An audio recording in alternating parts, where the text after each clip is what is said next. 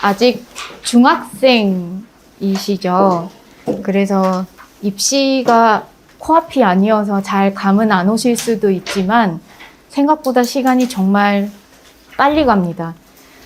올해 입시 수시 결과, 이제 정시는 막 시작하고 있고요. 수시 결과들을 보면은 서울대를 중심으로 상위권 의학 계열들이 이변을 많이 낳은 입시로 보여지고요. 입시가 급변하고 있습니다. 그래서 어떻게 기록할 것인가, 어떻게 채워나갈 것인가에 대해서 좀 더 크게 보시고, 당장 지금은 이 대회를 준비하고 이 비교과를 준비하지만 길게 보시고 이게 어떤 의미에서 필요한지 조금 더 설명을 해드리려고 합니다. 단적인 예를 말씀드리면 올해 서울대 의예과 지균에서 1.0을 받은 전교 1등들 6명 중에 5명이 불합격했습니다. 1.0이었던 전교 1등이 불합격을 그렇게 많이 한 건 이번이 처음이에요.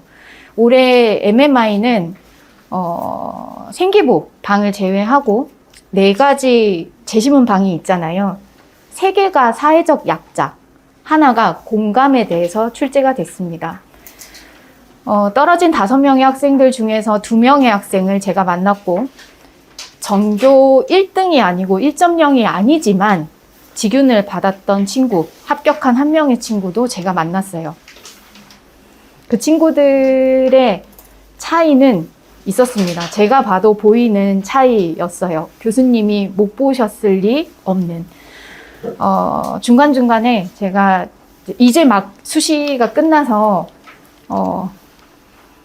알려드리거나 아니면은 궁금해 하시는 입시 결과들, 그 다음에 이게 그러면 우리 학생들이 지나가는 이 시간들이 어떻게 입시에 좋은 영향을 미칠 것인지 기재하는 방식이라든가, 요런 것들 조금 더 알려드리도록 하겠습니다. 과학토론 대회 자체는, 비교과 활동이라고 해서요. 과학토론뿐만 아니라 학교에 들어가시면 보통은 4월이 어머님들 어릴 때도 그랬고 저 어릴 때도 그랬고 4월은 과학의 달입니다. 과학의 달이어서 과학대회들이 많이 진행이 되는데, 과학토론도 있고요. 발명대회도 있고 융합과학대회도 있고 메카트로닉스도 있고, 이렇게 저희 때 과학상작 생각하시면 되고요.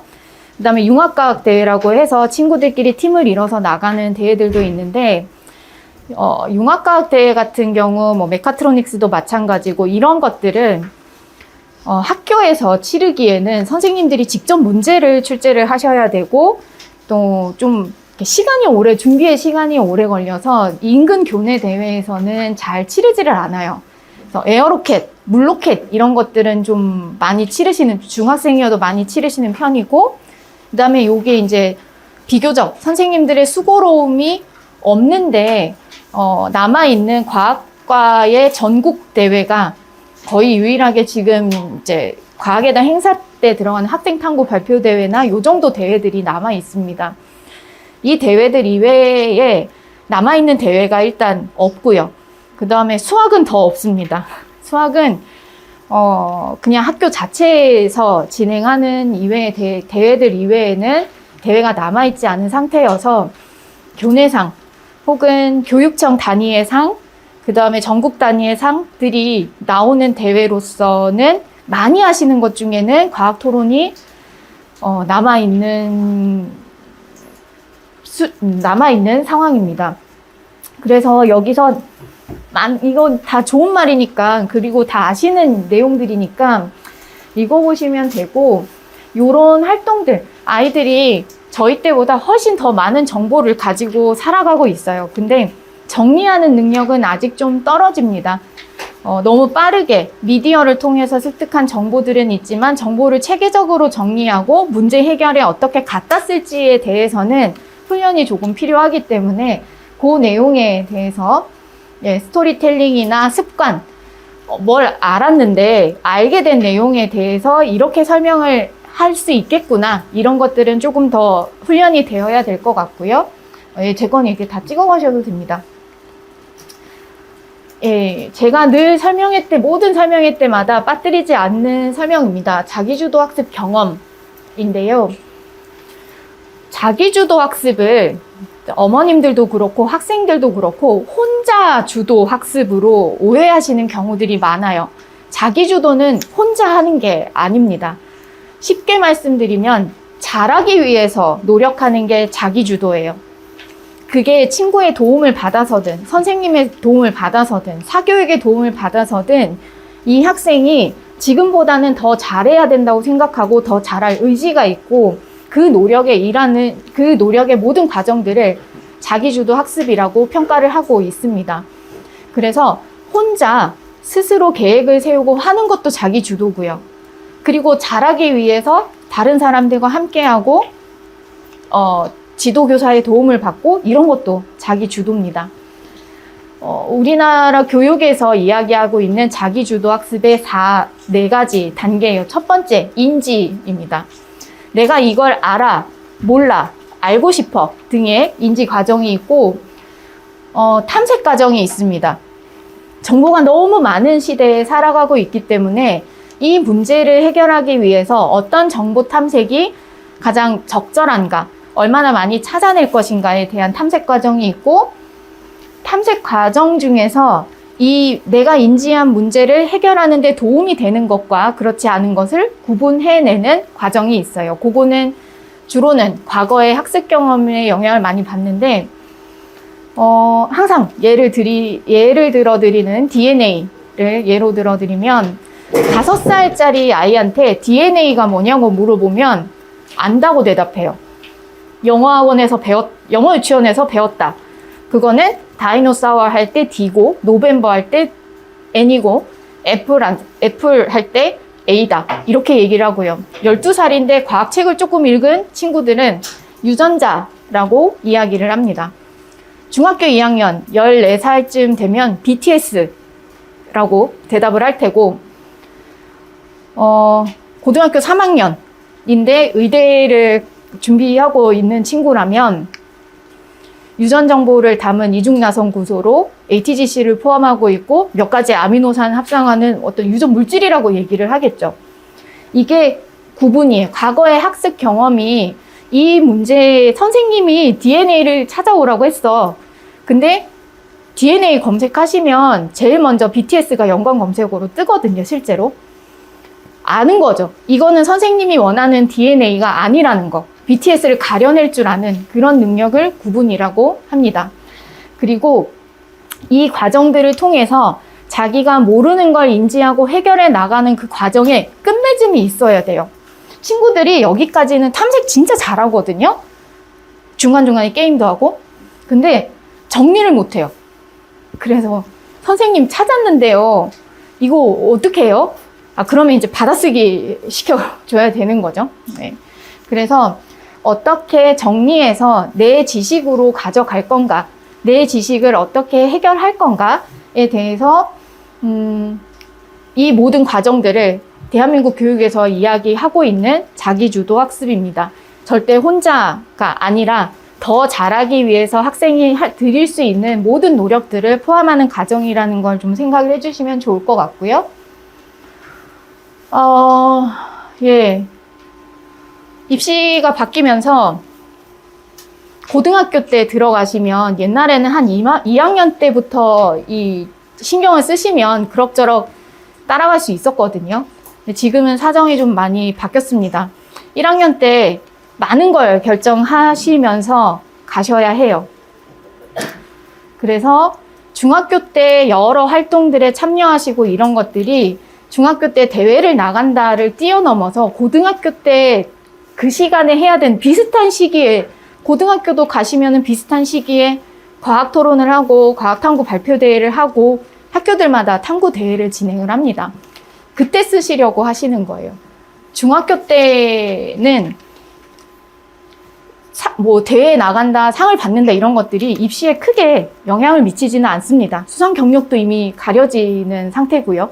근데 아까 원장님도 말씀하셨지만 수상 경력은 가려지지만 대회에 참가했다는 쓰실 수 있어요. 대회에 참가했다는 학생들을 선발할 때 학교에서 정말 중요한 척도로 작용을 합니다. 왜냐하면 안 될 거라는 걸 알았고 나가면은 더 큰 수고로움이 있을 거라는 것도 예상을 했고 심지어 수상 경력에 반영이 안 된다는 걸 알고 있는 상태에서 그럼에도 불구하고 이 학생이 나갔다? 진짜 하고 싶어 하는 학생이라는 거죠. 그래서 세특이나 동아리나 생기부에 참가함을 쓸 수가 있습니다. 그래서 저는 여러 대회들은 어차피 상을 목적으로 하지 않기 때문에 이제는 그래도 주요한 대회들, 지금처럼 과학토론이라든가 교육청 단위 대회가 있다거나 아니면은 탐구라는 단어가 들어가는 것들이요. 과학토론이 과거에는 과학탐구 토론 대회였습니다. 그때는 탐구가 들어가서 학생이 그 주제에 대해서 실험을 해야 돼요. 지금 탐구 보고서 쓰는 것처럼요.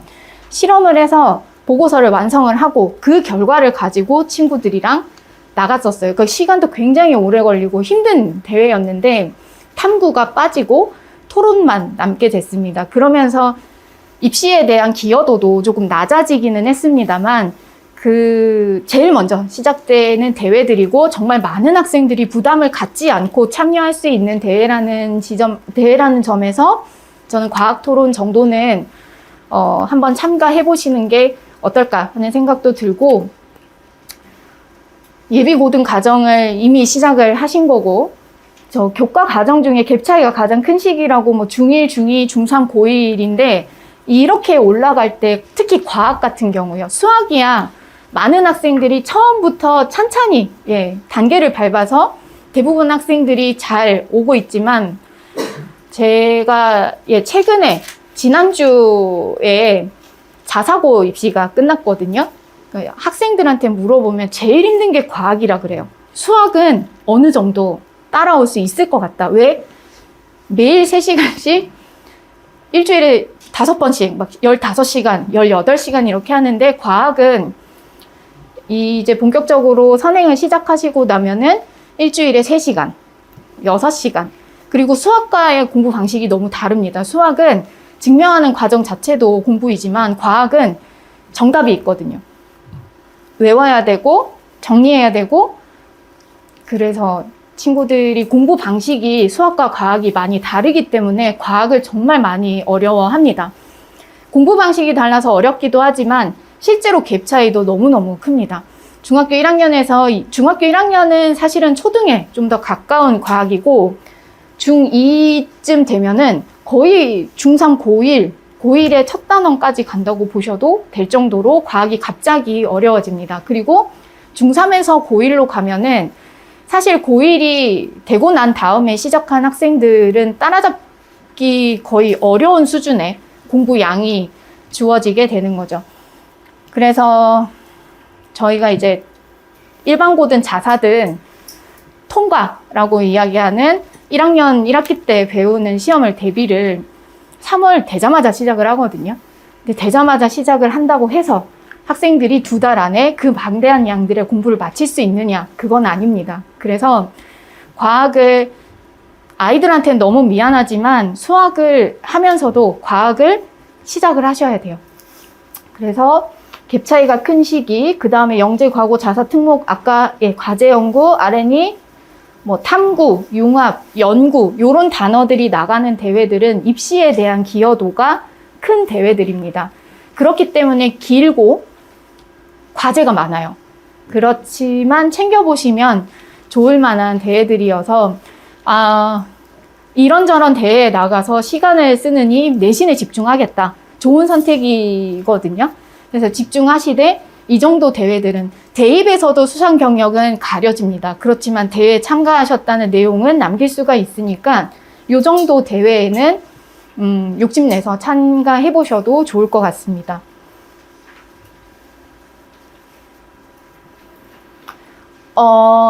대회 목적은 역량 강화이고 요 창체 아니면은 세특, 그 다음에 창체 안에는 자율, 진로, 동아리 들어가거든요. 지금은 이제 독서가 빠지는 바람에 올해 고등학교, 지금은 제가 생기부를 마감하느라 엄청 바쁜데 생기부 기재할 수 있는 글자 수가 많아졌습니다. 왜냐하면 자소서가 없어졌거든요. 그래서 기존의 자소서에 쓸만한 내용들을 지금은 생기부에 다 갈라서 미리미리 넣으셔야 되기 때문에 고1, 네, 딱 요맘때 이제 한 학기가 끝나고 생기부 마감이 들어갈 때는 정말 바쁘죠. 어머니만요. 예. 여학생들은 그래도 좀 챙기는 편이고요. 남학생들은 엄마한테 화를 내죠. 왜 아무것도 없냐. 그러고 물어봐도 화를 냅니다. 알아서 하라고 부탁한 거 아니냐. 그래서 아들 가지신 어머님들 힘내시고요.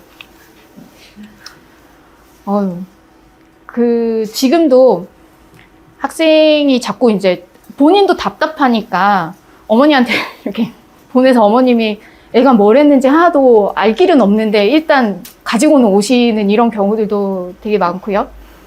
그 다음에 이런 소논문 같은 거 기재 못한다고 하는데 과목이 생겼어요. 수학 과제 탐구, 과학 과제 탐구, 사회 문제 탐구. 이건 교과명입니다. 고등학교 1학년이 되면은 지금도 시행 중인 교과여서 바뀌는 입시랑 상관없이 이런 데 들어가시면은 심화 학습 보고서를 쓰실 때 대부분 아주 어렵지는 않지만 우리가 과거에 소논문이라고 표현했던 그런 것들을 많이 쓰시게 되죠.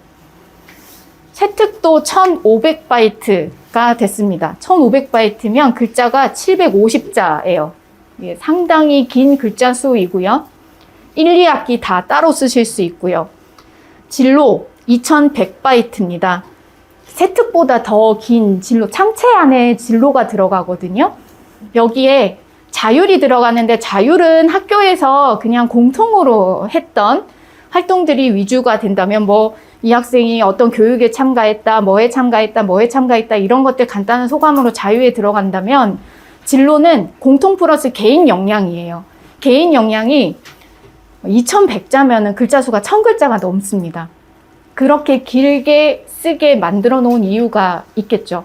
세특 1500, 동아리 1500 정도여서 진로에다가 학생이 이렇게 강조하고 싶은 역량들이나 개인적인 활동들을 세특이 아니어도 넣을 수 있는 부분들이 생기고 있어요. 그래서 지금 고등학교 3학년이 되는 친구들부터 자소서가 없어졌으니까요. 기재 방식이 바뀌어서 지금부터 세특을 쓰시는 방법, 그 다음에 고생하지 않고 세특 1500자, 1000자 남기고 이런 것들의 그런 룰들을 조금 설명해 다니시면서 배워두시면 나중에 집에서도 해주실 수 있거든요. 어차피 아이들은 안 할 거니까요. 그래서 요런 교과를 활용해서 기존에 우리가 사교육의 영역이라고 생각했던 것들을 공교육에서 할 수 있게 교육이 변했습니다. 그래서 요런 것들 대비하시기 위해서라도 중학교 때 어떤 한 주제에 대해서 보고서를 계속 작성해 보시는 건 도움이 될 것 같습니다. 요거 같은 경우는 지금 과학토론이랑은 상관이 없는데 고교학점제가 시행되고 나면은 바뀌는 학교의 모습이거든요. 여기 키워드를 보시면 교과융합, 글쓰기, 주제탐구예요. 고교학점제 이후에 이렇게 바뀔 것이다. 미래형 수업은 이렇게 바뀔 것이다에 대한 교육청의 발표인데 여기서 중요한 내용들을 가지고 오면 교과융합, 글쓰기, 주제탐구. 학생들이 글쓰기를 일단 너무 어려워하고요. 내가 배우는 한글이 이 아이가 배우는 한글이 맞는가 싶을 정도로 한글을 제대로 쓰지를 못합니다. 근데 아이들이 잘못한 건 아닌 것 같고 어머님 세대 혹은 저희 세대와 아이들이 사는 세대가 환경 자체가 바뀐 것 같아요. 근데 친구들이 그러면은 엄마를 꼰대라고 생각하고 선생님을 꼰대라고 생각하지만 제가 항상 친구들한테 조금 머리가 크면 근데 우리는 선택할 수 있는 입장이 못 된다. 꼰대의 선택을 받아야 좋은 데를 갈 수 있으니 맞춰줘라. 그리고 네가 꼰대가 되면은 절대 같은 선택을 하지 않길 바란다. 근데 지금은 어쩔 수 없다. 이렇게 이제 아이들을 설득하는데 요런 활동들을 시작할 수 있는 대회가 과학 토론이 좀 적절합니다. 약간의 동기부여도 되고요. 원래 과학 토론은 2인 1팀으로 진행을 했습니다. 2인 1팀으로 진행을 했는데 코로나 때문에 학생들이 학교를 가지 못하면서 교내대회가 많이 사라졌어요. 작년까지만 해도 인근의 교내대회를 치르지 않는 학교가 절반 이상이었습니다. 선생님, 그러면 이 교내대회를 치르지 않으면 교육청 나가는 아이들은 어떻게 선발하냐? 예, 학교에서, 교육청에서 직접 받아요. 예, 문제를 공개를 하고 교육청에서 정해진 양식에 맞춰서 여기에 언제까지 업로드 하시오. 이런 식으로 개인이 직접 참가해서 나가야 되는 학교들도 있었고요. 교내대회를 통해서 나가는 학교들도 있었습니다.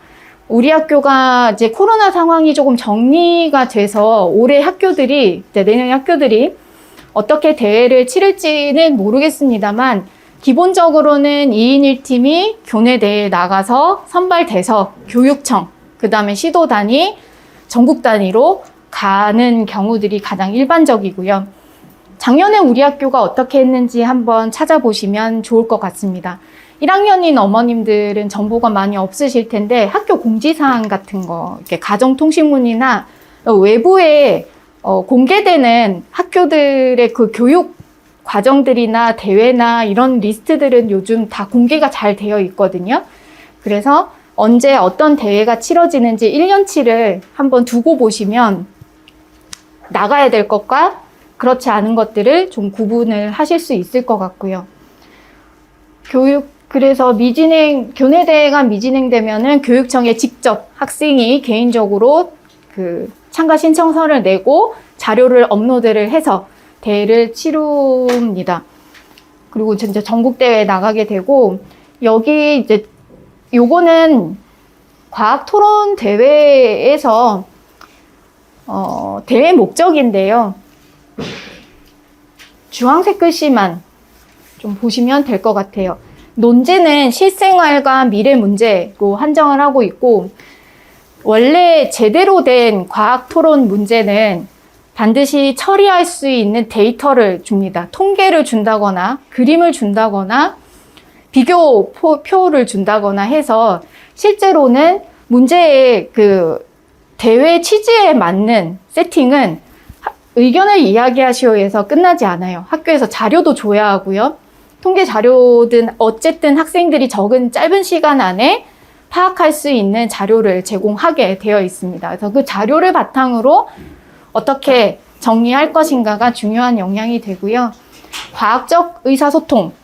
저희 어머님들의 가장 큰 대회에 나가려고 하는데 우리 애가 말을 안 한다. 대부분 아이들이 말을 못 하는 건 아니고요. 안 하는 거예요. 귀찮아서. 예, 애들은 생각보다 많은 걸 귀찮아합니다. 굳이? 제가 조카가 중학교 3학년 이제 고등학교 갔는데 제일 많이 듣는 얘기가 뭐 해? 그러면 왜? 두 번째로 이러니까 굳이? 말을 길게 하지도 않아요. 굳이 그걸 해야 해? 또 아니고 그냥 굳이? 이러고 안 하거든요. 아이들은 자기가 뭘 해야 하는지 제 경험상 알고 있어요. 근데 하고 싶지 않은 거예요. 왜냐하면 요즘 아이들이 제일 무서워하는 게 틀리는 거더라고요. 틀릴까봐 하고 싶은 말을 틀릴 바에는 안 하는 게 낫다고 생각을 하죠. 근데 말 시켜보면 되게 잘하거든요.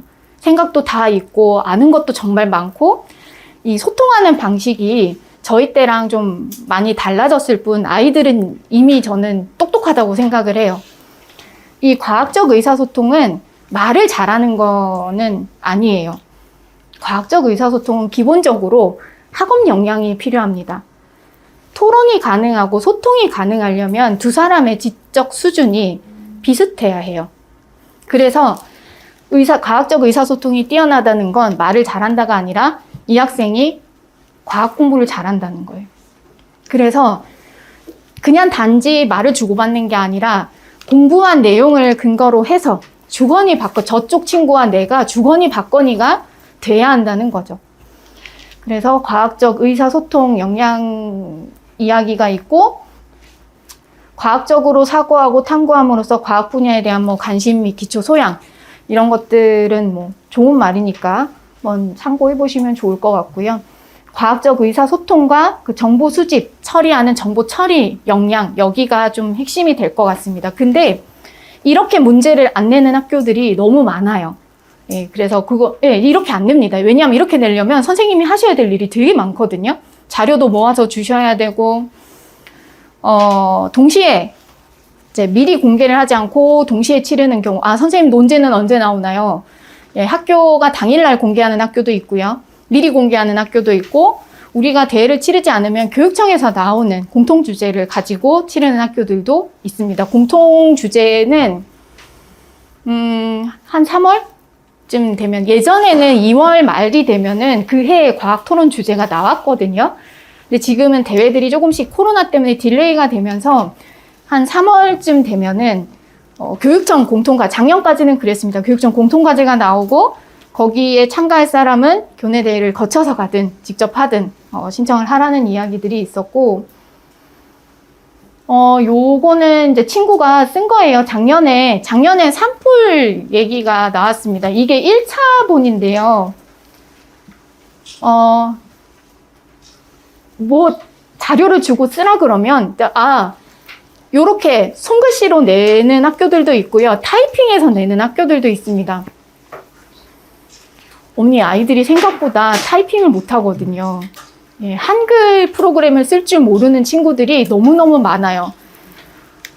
집에서 그 독수리는 아니게 좀 연습은 시켜주셔야 할 것 같습니다. 지금부터 이제 진행되는 많은 것들이 실제로 손으로 쓰는 것도 있지만 다 파일 형태로 전달이 되는 경우들이 많기 때문에 18장 보고서를 쓰는데 보고서는 쓸 수 있겠는데 손으로 쓰는 게 더 빨라요, 이런 친구들도 있거든요.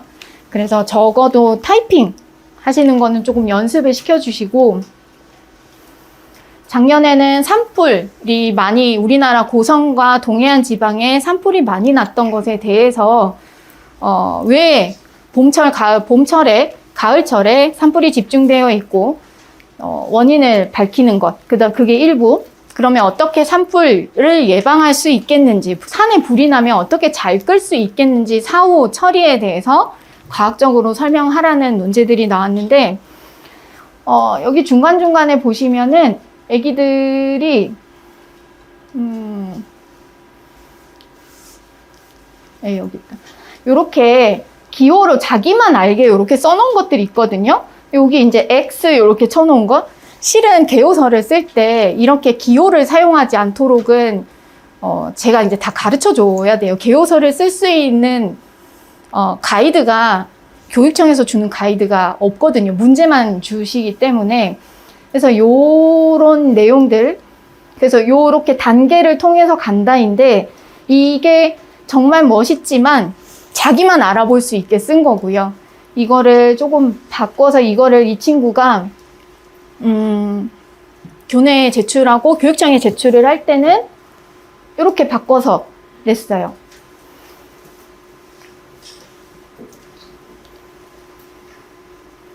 그리고 항상 제가 문제가 요청하지 않아도 모든 보고서들이나 과학탐구라든가 과학대회의 기본은 왜 이걸 하는가 이고요. 필요성은 언급하시오 논제에서 나오지도 않아요. 근데 제가 개요서를 쓸 때 항상 제일 먼저 쓰게 하는 게 필요성과 주요 용어의 정의입니다.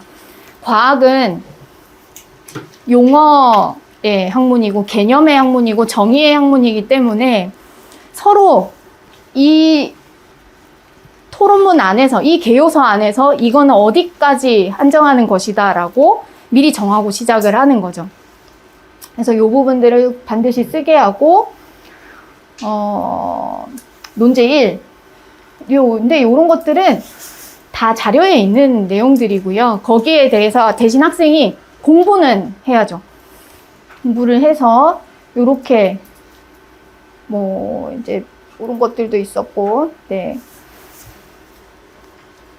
이렇게 정리를 해서 학교에 제출을 했습니다.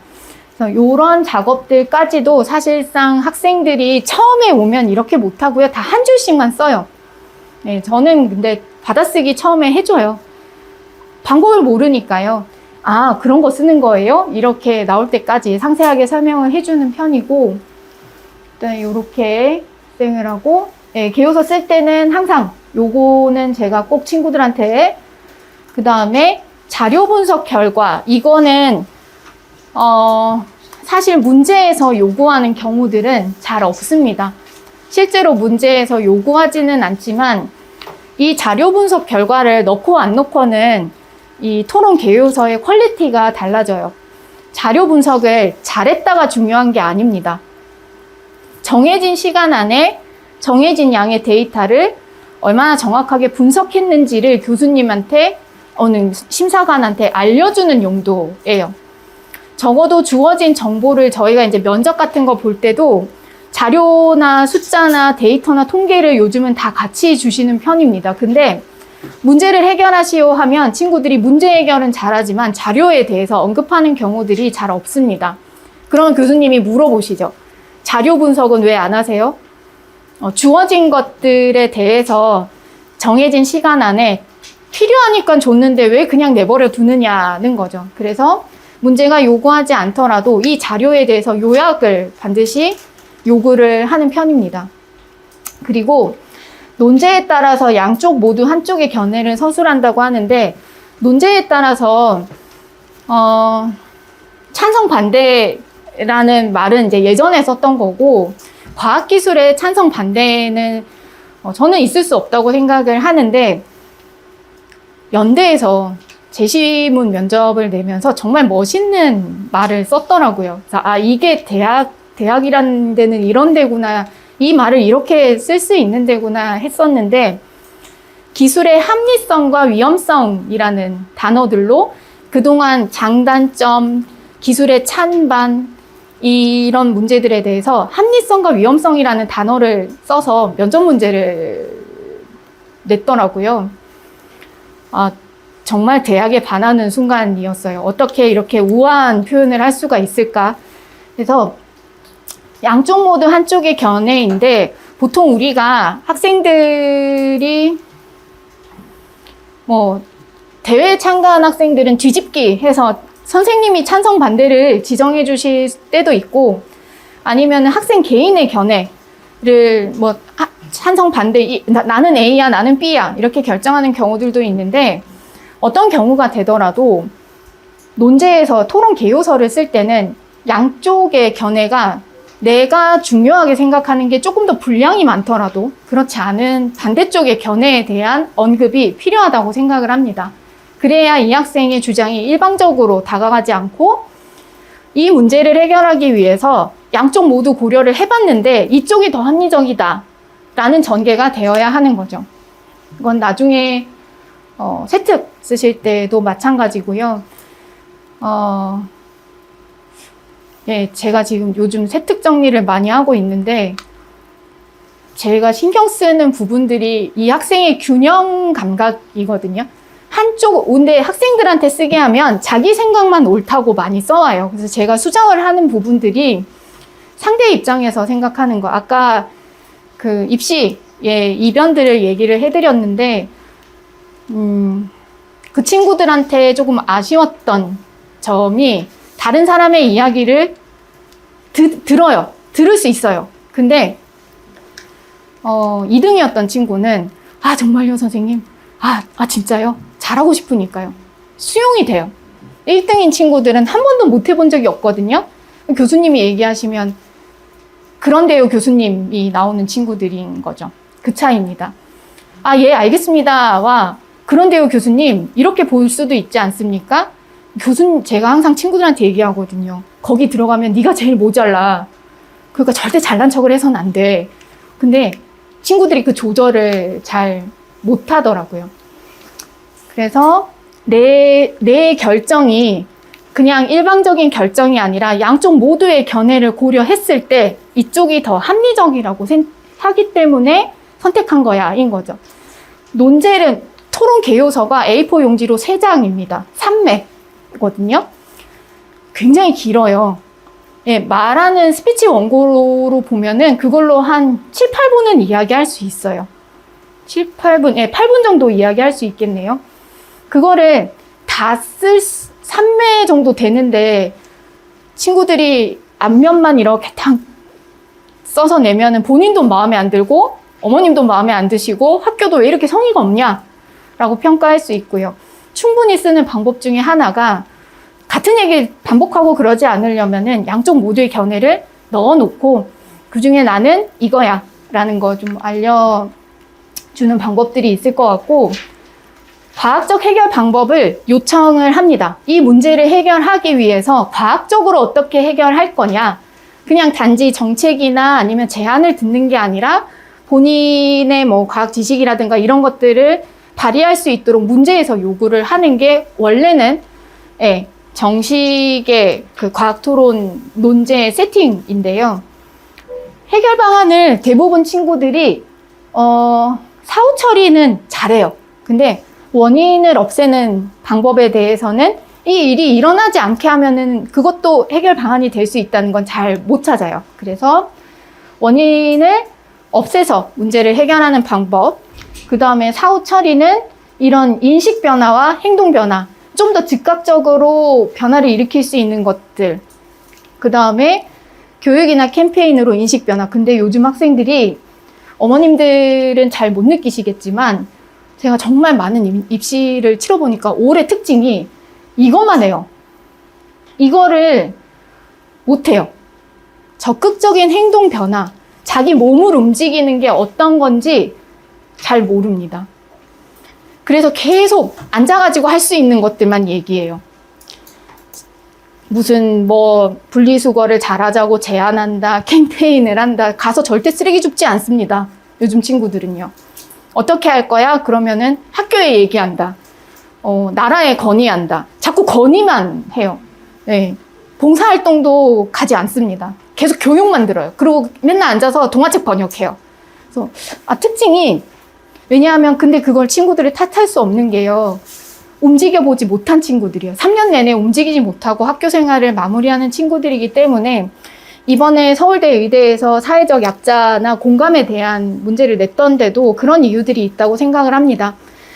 학생들이 사회 안에서 그 나이 때 필요한 적절한 관계를 맺지 못한 상태로 왔기 때문에 그런 부분들을 더 검증하고 싶어 하셨던 거 아닌가 하는 생각은 들고요. 과학적이고 창의적인 방법을 제시하는데, 창의는 어머니 창조가 아니에요. 창의는 새로운 의미, 내가 알고 있는 것에 대해서 새로 하나만 더하면 되는 건데, 우리가 생각하는 대부분의 창의는 창조입니다. 근데 세상에 없는 걸 만들어내라는 게 아니라 과학적으로 서술할 수 있는, 과학적으로 해결할 수 있는, 네가 아는 걸 일단 동원해봐, 융합해보라는 거거든요. 그래서 창조를 기대하시지 말고 정말 창의, 내가 그동안 배웠던 거를 이렇게 합쳐봤다, 이 정도가 있으면은 오케이라고 넘어가시면 돼요. 마찬가지로 발명품 대회에 가면은 자꾸 창조물 가지고 오는 친구들이 있거든요. 근데 친구들이 자기가 생각했을 때 문제를 인지를 하고 그거를 내가 아는 것 중에서 어떻게 해결할 것인가가 핵심이 되어야 한다고 생각을 합니다. 친구들이 발명을 한 게 세상엔 이미 있어요. 이미 있어요. 내가 찾지 못했을 뿐. 근데 그거 원래 있어. 저는 그렇게 얘기를 하지는 않거든요. 아이가 그럼에도 불구하고 아이한테 의견을 물어보죠. 이게 있기는 한데 이런 게 있는데 그래도 이거 계속 해볼 거냐, 아니면은 다른 걸 해보겠느냐. 그러면서 아이한테 꼭 해주는 얘기가 있어요. 너 진짜 똑똑하다. 왜냐하면 어떤 사람은 이걸 가지고 돈을 벌기 위해서 어른이 된 다음에 개발을 해낸 건, 만든 건데, 왜냐하면 다 어디 가든 살 수 있잖아요. 살 수 있다는 건 돈을 목적으로 그 사람은 그걸 만든 거고요. 근데 너는 중학생밖에 안 됐는데, 심지어 돈 주는 것도 아니고 나한테 돌아오는 이득이 아무것도 없는데 어떻게 이런 걸 생각해냈니? 이러면은 갑자기 자기가 되게 대단해. 아이들은 그 느낌이 되게 중요하거든요. 그래서 집에서 이제 발명품 같은 거는, 발명품은 사실 이렇게 오픈 수업을 한다거나 이런 경우들도 잘 없고요. 그냥 학생이 원하면 이제 나가게 뭐, 이렇게 저 같은 경우는 1대1로 그냥 잠깐 뭐 한 3시간 와서 같이 발명품 이렇게 만들어가지고 뭐 그려가지고 제출하고 이런 경우들도 많은데, 창조 말고 창의에 포커스를 맞춰서 학생들을 지도해 주시면 좋을 것 같습니다. 그 다음에 보완할 점과 참고 자료를 꼭 쓰셔야 됩니다. 내가 가지고 있는 지식이 완벽하지 않다는 거를 언제나 인지하고 있어야 돼요. 올해 고배를 마신 친구들에게 이 부분이 좀 부족했던 거 아닌가 생각은 듭니다. 그래서 이렇게 되려면 이런 부분들은 좀 보완이 필요합니다. 이런 부분들은 아직은 좀 약합니다에 대한 언급이 반드시 있어야 합니다. 근데 여기 자료 1번도 그렇고 2번도 그렇고 3번도 그렇고 저는 이제 기본적인 그 토론 개요서를 전개하는 것 이외에 우리가 글쓰기 할 때 필요한 요 이제 5가지를 넣어둔 거거든요. 이거는 논제에서 하라고 하지 않아요. 4번은 하라고 하거든요. 1, 2, 3번과 5번은 논제에서 요구하지는 않지만 이렇게 기록을 남겨두셔야 나중에 써먹으실 수가 있어요. 아이들은 자기가 한 일을 기억하지 못합니다. 난 한 적도 없는데 자꾸 나한테 와서 물어보죠. 그래서 제가 다른 설명회 때도 기록의 중요성에 대해서 정말 많이 말씀을 드리거든요. 뭐라도 남아있어야 선생님이 붙어서 뭘 해줄 수가 있어요. 뭘 했는지는 알아야지 이건 이런 방향일 수도 있고 이런 방향일 수도 있고 이런 방향일 수도 있는데 어떠니를 물어보려면 적어도 학생이 그냥 아주 심플하고 아주 간단한 것, 본인이 한 일에 대한 사실 정도라도 기재가 되어 있어야 할 것 같고요. 요즘 많이 나오는 문제가 지금 몇 년째 기후변화 얘기가 나오고 있고요. 안전사고 문제도 나올 때가 됐고, 신재생 에너지 너무 유명하고요. 우주와 관련된 내용들도 인근 학교들에서 출제를 합니다. 우리 학교에 뭐가 출제되었는지만 보지 마시고 다른 학교에 뭐 출제됐는지 한번 보세요. 생각보다 학교 선생님들이 문제를 다양하게 내시는 걸 귀찮아 하시거든요. 이게 문제가 이렇게 돕니다. 한 2년 전에 경기고에서 경기고가 문제를 언제나 신경 써서 내거든요. 그렇게 이렇게 나오면 한 2년 뒤에 이제 중학교에 풀리죠. 그래서 인근에 있는 학교들, 그 다음에 고등학교 논제들도 마찬가지고 그런 것들을 다양하게 연습을 해보시면 되고, 과학 논제가 출제되는 한 8가지의 영역들이 있습니다. 여기에 거의 다는 해당이 되는데요. 융합도 있고, 기후변화도 있고, 폐기물도 있고, 환경도 있고, 그런 문제들은, 저희가 어떤 문제를 특정할 수는 없어요. 뭐가 나올지는 모르죠. 적중을 목적으로 하는 수업들은 아닙니다. 다만, 정말 많은 자료들을 찾아다 주고, 이걸 어떻게 서술하고 있고 어떻게 설명하고 있고 이 중에서 내가 원하는 이 많은 자료, 보통 제가 수업을 하면 한 30페이지 정도짜리 자료를 주거든요. 안에는 논문도 있고 칼럼도 있고 통계도 있고 기사도 있고 막 이런 내용들을 주는데, 그 중에서 내가 원하는 문제를 해결하기 위해서 몇 가지를 어떻게 정리해야 하는가, 그리고 어떤 방식으로 정리를 하는가 좀 신경을 써서 보고 있습니다. 요 마지막 문제는 조금 어려운데, 이런 윤리적인 문제도 가끔은 묻긴 하는데, 과학 토론 주제로 적절하지는 않은 것 같아요. 근데, 작년인가요? 재작년인가요? 단대부 중에서 블록체인이 나왔습니다. 그거 쓰다 저도 돌아버릴 뻔했어요. 저 블록체인이 뭔지 잘 모르거든요.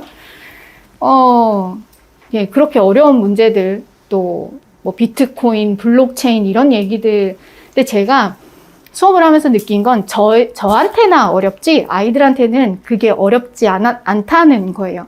NFT 강의를 듣고 있는데 저처럼 눈앞에 있는 것이 진짜 실존만 믿는 사람들이나 그렇게 공부하는 사람들은 NFT가 아무리 설명을 해줘도 와닿지 않거든요. 근데 아이들은 잘 이해를 합니다. 그래서 저는 약간 다른 종족이라고 표현을 하는데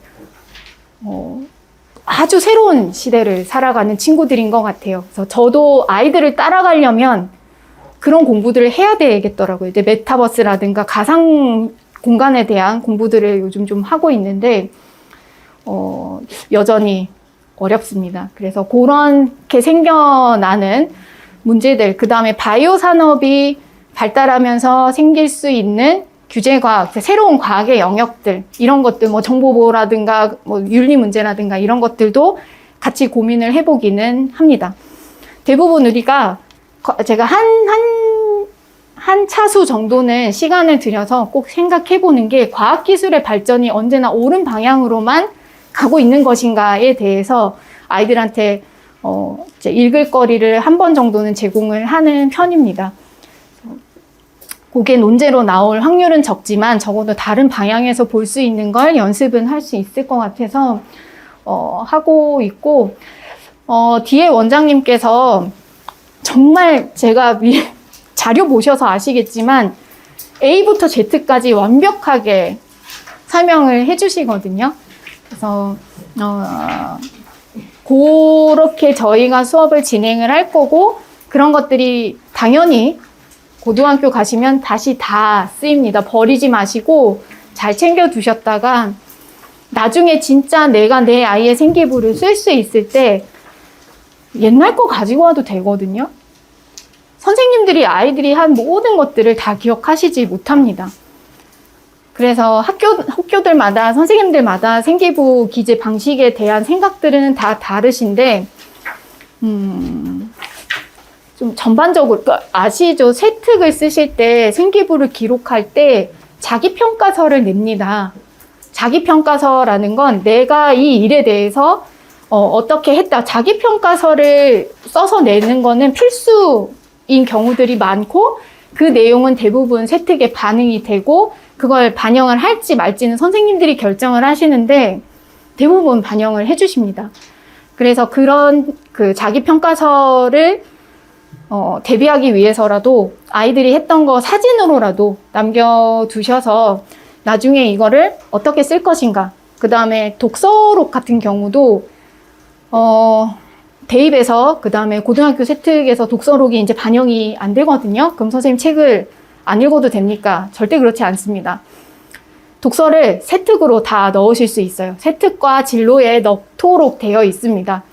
그래서 독서록 같은 걸 쓰실 때 지금 쓰시는 것들이 과학의 무슨 단원이다. 이거는 인권에 대한 이야기다. 이렇게 인덱스를 남겨두시면 나중에 교과별로 독서 목록 만들어 오라고 할 때 그 인덱스만 보시고 그걸 그냥 넣으시면 돼요. 독서록이 입시에 반영이 되는 게 아니기 때문에 이제 책 제목도 쓸 수 없는데, 그렇지만 학생이 읽은 책이 생기부에 흔적은 남아 있어야 합니다. 그래서 그냥 독서록 같은 거 학생들이 쓴 거 있으면은 사실 중학교 한 2학년 이상 읽는 책들은 고등학교 가서 그대로 읽어도 되거든요. 그래서 그 옆에 독서록을 모으실 때 이게 생물 과목의 뭐 배설과 관련된 일이 뭐 이거다. 이거는 화학 과목의 화학 반응과 관련된 이야기다. 이렇게 인덱스를 남겨두시면 교과 독서를 따로 고민하시지 않으셔도 되거든요. 그래서 이 작은 팁들 버리지 않고 나중에 다 쓰실 수 있는 팁들을 저희가 학생들한테도 얘기를 해주고요. 근데 의미는 없죠. 네, 그래서 이렇게 설명회가 있을 때마다 제가 실제로 아이들을, 저는 원래 입시만 했었거든요. 근데 내려와서 비교과나 대회 준비 할 수밖에 없는 이유가 아이들이 일단 기억을 못 합니다. 그때 무슨 일이 있었는지 기억을 못 하니까 너무 답답해서 같이 하자가 돼서 하고 있는 거거든요. 그래서 저희 원장님, 전지동 원장님이랑 저랑 이게 좀 잘 맞는 부분이 어차피 입시를 위해서 하는 거잖아요. 와, 다 좋죠. 다 좋은데 결국 입시로 연결이 돼야 좀 유의한 활동들이라고 생각을 하거든요.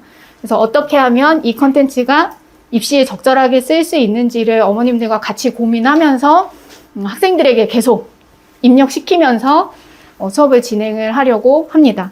그래서 구체적으로 토론 논제를 분석하고 또 이렇게 적어서 완성하는 것들을 원장님께서 잘 설명을 해주실 것 같고요. 저도 뒤에서 같이 듣고 나중에 어머님들 가실 때 궁금하신 입시 결과 그 다음에 손들고 물어보시지 못했던 이야기들, 곧 시작될 입시에 대해서 궁금하신 거 있으시면은 뒤에서 또 질문 받아드리도록 하겠습니다. 감사합니다.